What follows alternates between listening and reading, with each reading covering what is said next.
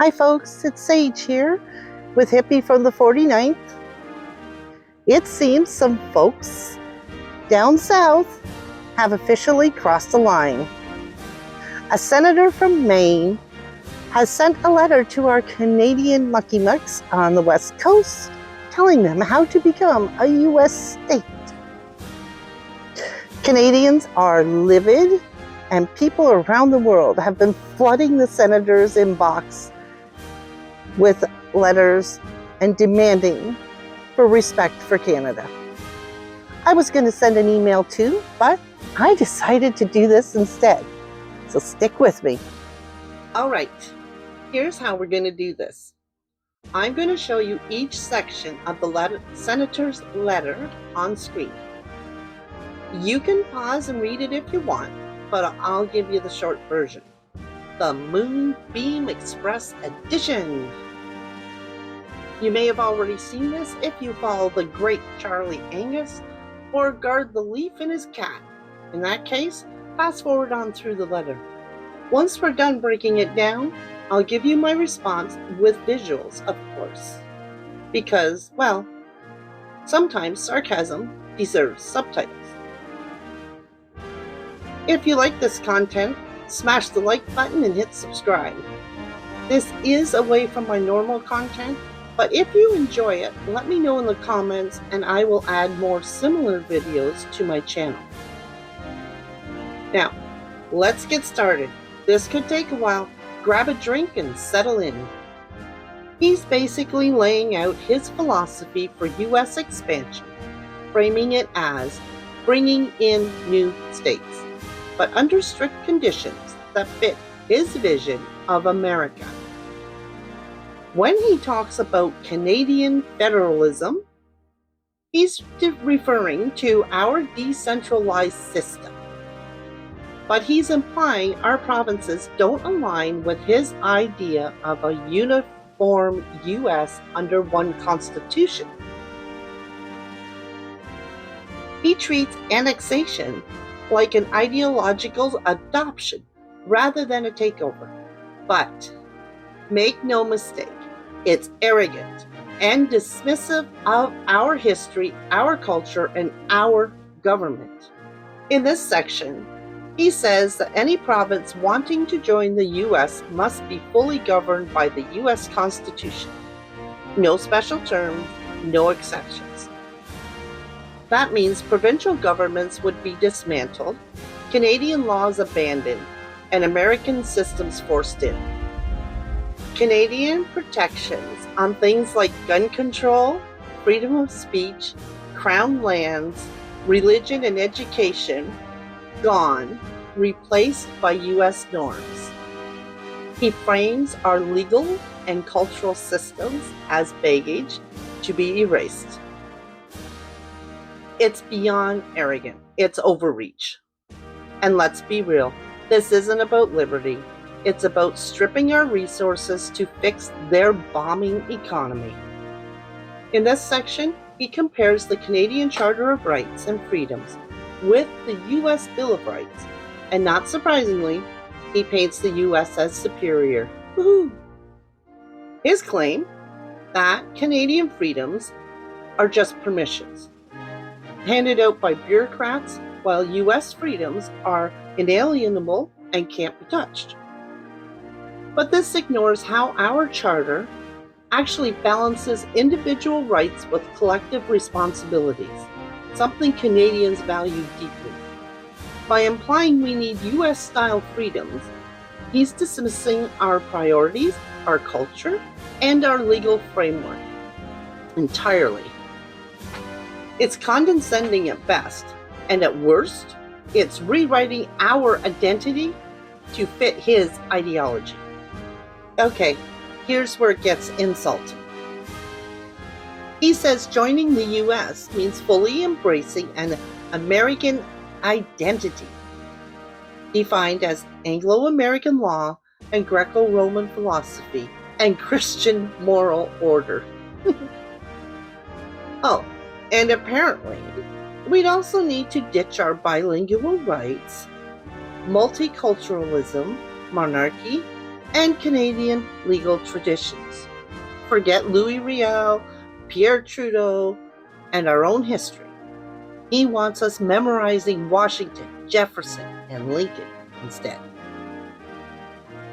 Canada's beautiful mosaic of cultures? Nope. He wants the old school melting pot model where everyone blends into one single identity. Translation? To be accepted, we'd have to erase who we are. I'm sorry, but hard pass. Oh, and by the way, that Greco-Roman philosophy, he's not referring to the horrible redecorating of the Oval Office, but to the Founding Fathers' education in classical antiquities, giving them foundational knowledge of democracy, republicanism, separation of powers, and the rule of law. Given the state the US is in right now, I find this hilarious. In this section, he paints Western Canada like an economic powerhouse trapped by the big, bad federal regulations. His pitch? Join the US and you'll finally be free to control your land, resources, education, and taxes. No more Ottawa telling you what to do. Translation? Deregulate everything and drill, baby, drill. He frames US economic policies as the ultimate key to freedom, while brushing off why Canadian regulations exist in the first place, like protecting the environment, Indigenous land rights, and public resources. Basically, it's less about helping Canadians thrive and more about raiding our natural resources while calling it liberation. Sorry, but if we wanted strip-mined rivers and vanishing forests, we do it ourselves. Now we're getting to the real motivation behind his proposal: political power. Each new province turned state would get not one, but 2 shiny new U.S. senators and extra congressional seats, shifting power westward, and in his words, breaking up the East Coast elite. Sounds less like welcoming Canadians into the family and more like using us as pawns in a political chess game. He frames it like an invitation to liberty, but the fine print says, "Congratulations, you've just joined America's never-ending partisan gridlock." Thanks, but most Canadians aren't exactly eager to trade our system for congressional bras and 24-hour filibusters. Here's where the senator really lays it on thick. He frames this like some historic invitation, not conquest, oh no, just a chance to join the U.S. family, provided we fully abandon our Canadian systems and embrace theirs. He paints the U.S. as having moral clarity. Sorry, that's just funny. Because it survived civil wars, depressions, and foreign threats, as though Canadians should see this as proof of superiority. But buried in the fine print is the real condition.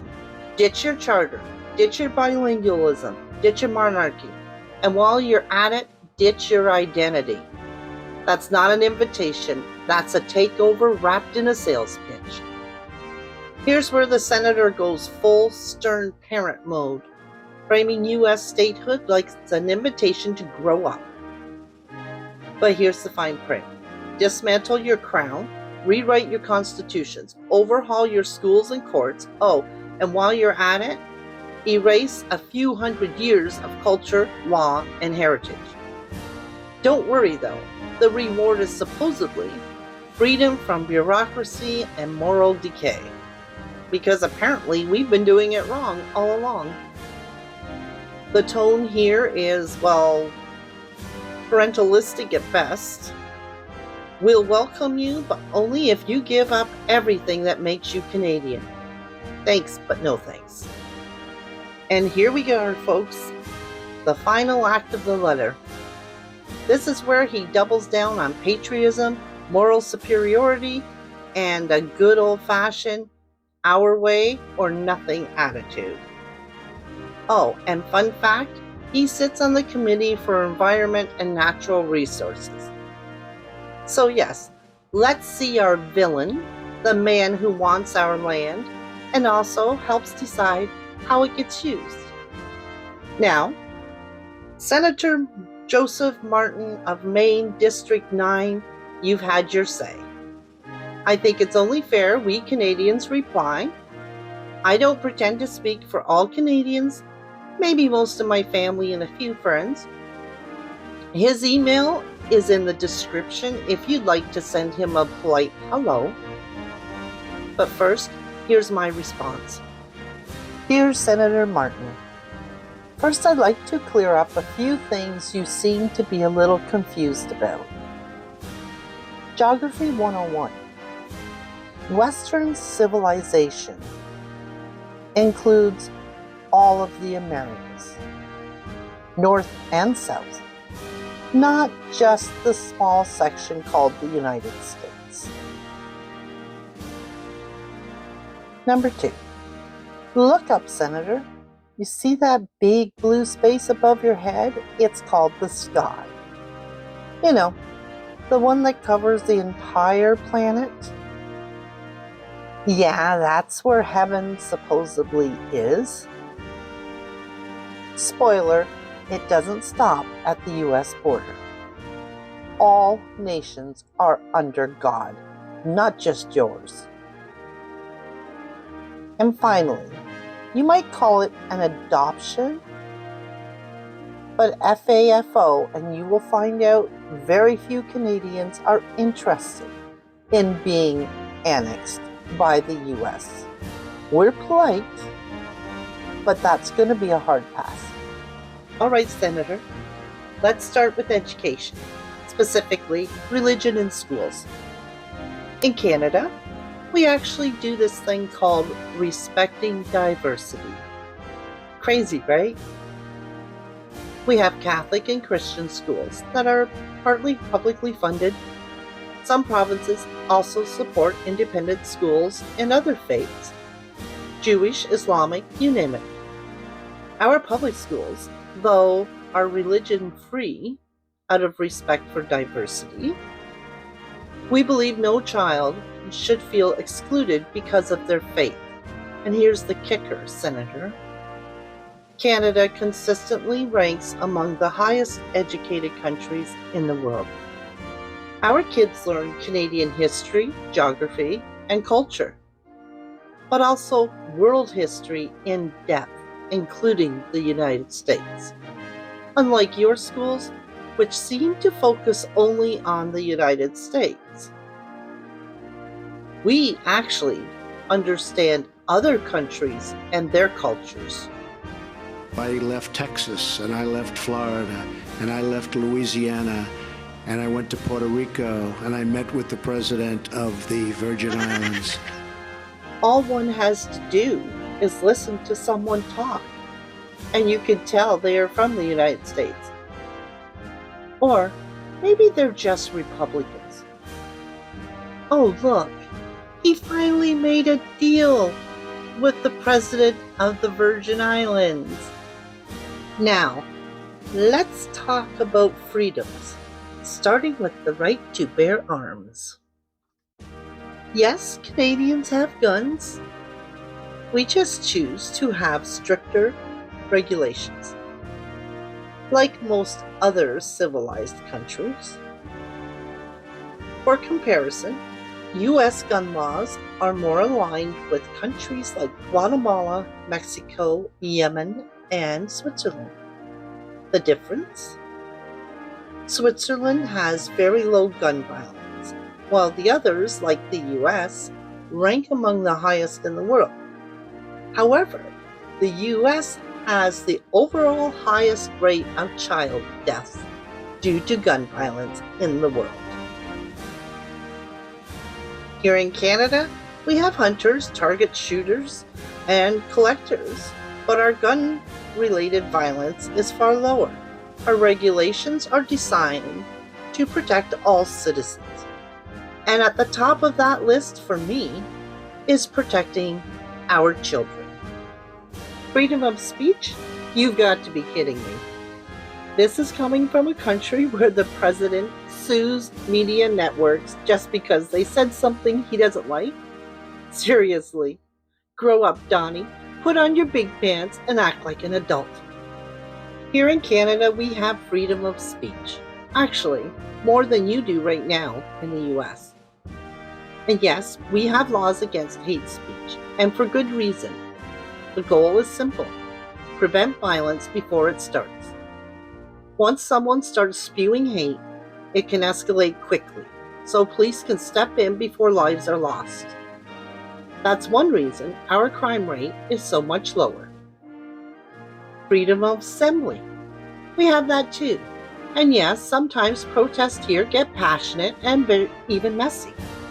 But our Prime Minister isn't going on national television and threatening citizens or ordering the police to shoot with rubber bullets or sending in the military against peaceful marchers. You just shut the And let's talk about women's rights. In Canada, women are equals, respected as co-workers, mothers, daughters, sisters, and grandmothers. Meanwhile, in the US, things seem to be moving backwards, stripping away rights women fought for decades to secure. Honestly, I guess it's not surprising when you have a sexual predator sitting in the White House. Can someone track down the women Kamala Harris says are bleeding out in park? Present. I'm right here. I had a 19-day miscarriage in Idaho because of the abortion regulations. I was turned away not from one ER, but 2 ERs. Technically 3, because I walked into one and they said they wouldn't help me and I had to walk out. On day 8, I went to the 3rd official ER that I got checked into, and I never did receive a DNC. They gave me 1 dose of pain medicine in 19 days. I continued to suffer exponentially for the next 11 days. I blacked out in my hallway due to blood loss. I stopped eating, so my daughter stopped eating. So I had to eat with tears running down my face because it was actually painful to eat because I was in so much pain. Everything hurt.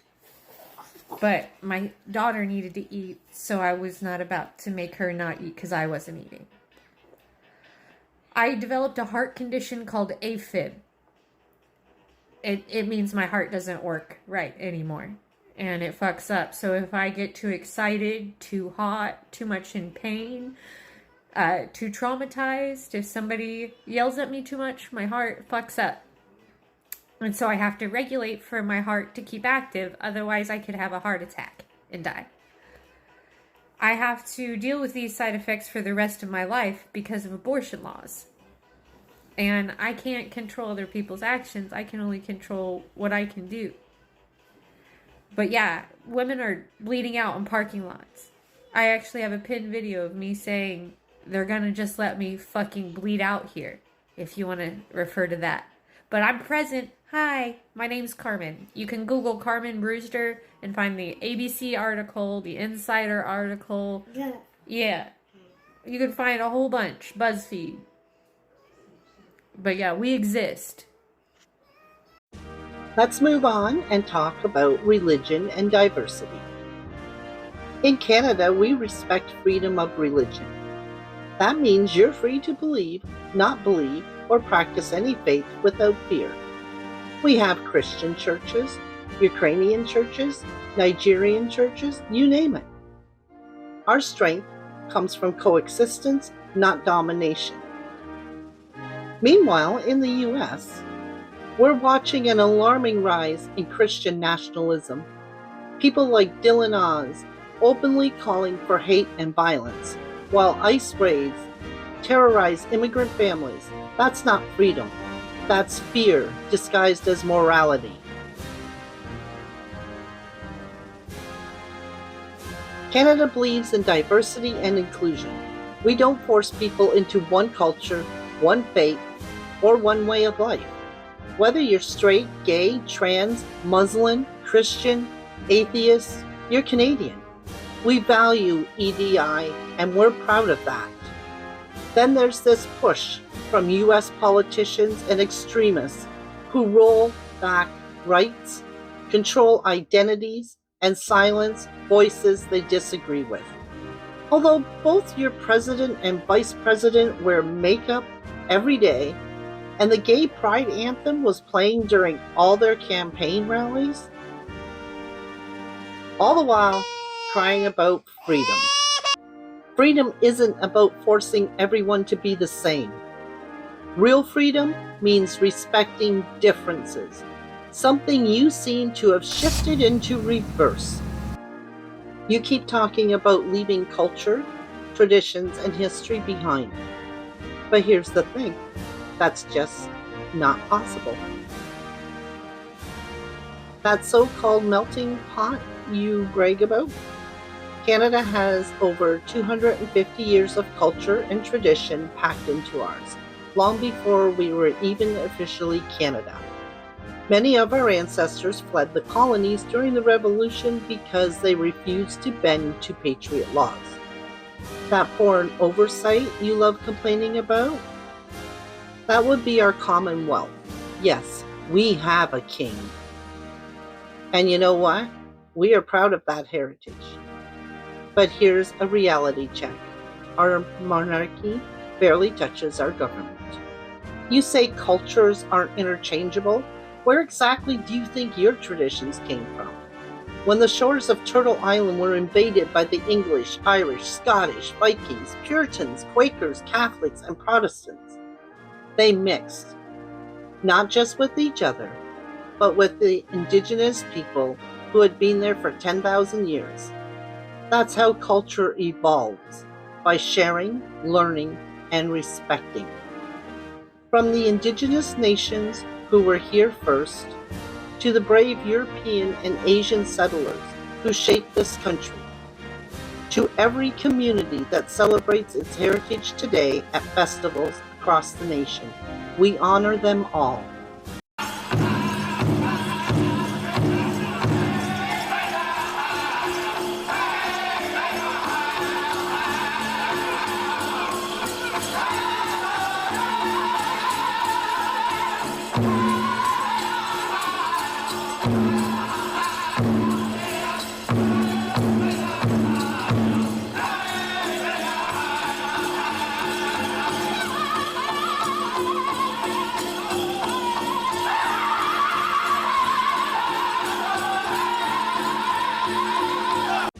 Our histories collide. Yes, it wasn't always pretty. We kicked your ass back south of the border in 1812, but then stood shoulder to shoulder with you in World War I. And again in World War II once you decided to show up. Since then, we fought together on foreign soil, defending freedom and democracy side by side. History is something you embrace, not erase. You learn from your mistakes, you respect your roots, and you move forward together, making damn sure you don't repeat them. Yes, Canada does have a lot to offer. Alberta's oil sands, along with Manitoba and Saskatchewan's agriculture, are already global powerhouses. And here's the kicker. If Canada ever joined the US, there's a good chance those exports to European and Asian markets would plummet. Why? Because our partners value our independence, not Washington's chaos. Meanwhile, British Columbia's lumber industry is booming, tourism thriving. You don't mess with success. And about your crude oil production? Under the Biden administration, the U.S. released more barrels in 4 years than any other time in history. Spoiler alert, that isn't happening again anytime soon. And how's your agricultural sector doing? Not great by the looks of it. Farmers across the western and southern states are losing crops while their workers are snatched up by masked men, deported, detained, and in one case, even killed in the field. How about tourism? Oh right, also tanking. Business owners have been whining nonstop since April. And now, the big beautiful nightmare, a new $250 fee for the privilege of entering the US. Good luck with that. But hey folks, this is what you voted for, so buckle up. Here in Canada, we respect our wide open spaces and all of God's creatures that live within them. Every single one has a purpose, from the buffalo to the spirit bear to the tiniest hatchling. We understand climate change and how it's destroying our planet. We don't dismiss science just because it's inconvenient. Not many Canadian farmers are eager to trade our policies for the stress, exploitation, and oppression we see south of the border. And globally, people don't want to visit or invest in a fascist, authoritarian country where tourists are being denied entry, detained, and snatched off the streets. Make all the trade deals you want. Doesn't mean anyone's buying. U.S. senators and governors can come begging Canadian provinces for tourists and stop the boycott all they want. But here's the truth. In Canada, we make our own decisions. We are not going to bail out your spiraling deficit or failing GDP. That's your mess. You clean it up. Our governments share some similarities, sure. But yours? Far more complex. 3 branches, endless red tape, and lately, it looks like someone's brought out the chainsaw. Here in Canada, we don't view our provinces or people strictly by blue or red. At least we didn't until recently. And we certainly don't have citizens murdering each other over ballot colors. Is our government perfect? Absolutely not. But we still have democracy. No matter who sits in the big seat, there will always be complaining. That's politics. The difference is, right now, our Prime Minister is actually putting Canada first, working toward coast-to-coast inclusion for all provinces. When we elect a leader, we expect someone with an excellent resume, a global presence, and the willingness to work with and for the people. And this is where we differ. You choose someone who supports sexual offenders and has had over a dozen women accuse him, ranging from harassment to sexual assault, including Epstein's victims. He cheats and then blames everyone else. He lies so often he probably believes himself. He attacks anyone who dares oppose him. He called for the termination of your Constitution, violated the constitutional rights of your own citizens, filed for Chapter 11 bankruptcy 5 times because of his failing businesses, racked up 80-plus criminal charges with 34 convictions and more pending, faced IRS charges for tax misappropriation, and yes, there were whispers of casino-based money laundering tied to an FBI mob investigation. And let's not forget his friendships with some of the most corrupt people on the planet. So, Senator, before you start lecturing us about identity, culture, education, or government baggage, maybe clean up your own backyard first. Well, Mr. Senator, I'll leave you with these words. A quote from Aesop. United we stand, divided we fall. Let that sink in.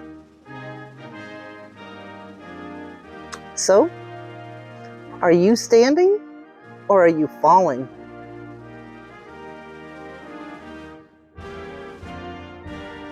Sorry this video has been a little longer than I would like, but please join me on our next video. I'm not sure what it's going to be about yet. There's quite a list I've been working on. And if you like this, then smash that like button and hit subscribe. Until next time, keep your head on straight and avoid bullshit. Stay groovy. Peace and love.